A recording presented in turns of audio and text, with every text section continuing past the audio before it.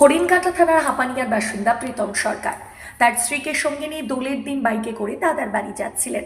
গাইঘাটা থানার কেমিয়া ফাঁকা মাঠের কাছে একটি মেয়েকে জবরদস্তি কয়েকজন যুবক অশ্লীল আচরণ করছিল।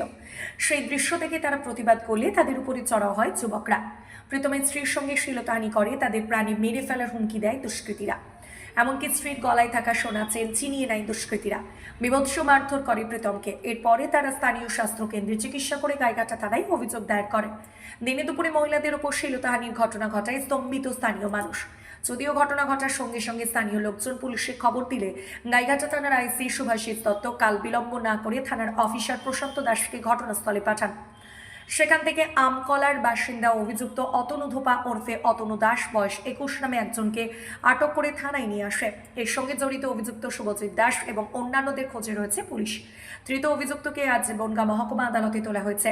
পুলিশ তদন্ত করে দেখছে। প্রীতম সরকার ও তার পরিবার এই ঘটনায় অভিযুক্তদের কঠোর শাস্তি দাবি করে। এই যে আমার হাত ভেঙে দিয়েছে, আমার মাথায় মেরেছে, মানে আমাকে ওখানে ফেলে আধমরা করে দিয়েছে। তারপর গ্রামের লোকজন ছুটে আসাতে ওরা পালিয়েছে।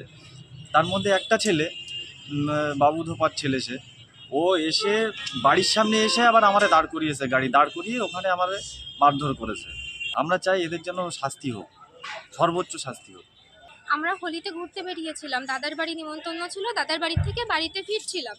এবার অনেক দূর থেকে, মানে কিছুটা দূর থেকে আমরা দেখতে পাচ্ছি তিনটে ছেলে, একটা সাইকেল নিয়ে একটা মেয়ে দাঁড়িয়ে আছে, রং লাগাতে চেষ্টা করছে মেয়ের গায়ে। মেয়েটা চেষ্টা করছে ছাড়াতে, আর ওরা মেয়েটাকে ধরে মানে জবরদস্তি ওখানে হচ্ছে মেয়েটার সাথে। এবার আমি বলছি আমার হাজবেন্ডকে, বলছি প্রীতম দেখো না, মেয়েটার সাথে খুব খারাপ করছে, কি করবো, ওখানে কি দাঁড়াবো, মেয়েটার কি বাঁচাবো? মানে এটা বলতে বলতে বাইক চালাচ্ছে, তো বাইক ওদের কাছে চলে এসেছে। এবার ও হালকা হালকা স্লো করে বলেছে, ভাই এগুলো রাস্তাঘাটে করিস না, যা করবি নোংরামো সব বাড়ি গিয়ে কর, এগুলো রাস্তাঘাটে করিস না।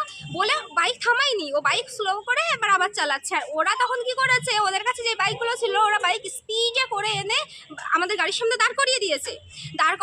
করিয়ে নেমে এসেছে, নেমে এসে ওর পিঠে মেরেছে। প্রথমে ওর একটা ঘুষি মেরেছে, প্রথমে পিঠে ঘুষি মেরেছে। মারলে আমি তোর পেছনে ছিলাম, আমি ছেলেটার হাত নিয়ে বলছে সর কি করছিস। মানে আমারও মনে পড়ছে না আমি এরকম করেছি কি, মানে আমার হাত এইভাবে সরাতে এবার হাত ধরেছে, ধরে টেনে উঁচু তো মাঠ, তো হ্যাঁ উঁচু তো রাস্তা, মাঝখানে রাস্তা, দুই সাইডে মাঠ। এবার মাঠটা একটু ডিপ, দুই সাইডে মাঠ আমার নিয়ে মাঠের ভেতর ঝাঁপিয়ে পড়েছে। আমার প্রতি যেইভাবে মর্মান্তিক ভাবে আমি ভেবেছিলাম আমি জীবনে কথা বলতে পারবো না, আমি বাকরুদ্ধ হয়ে গেছি।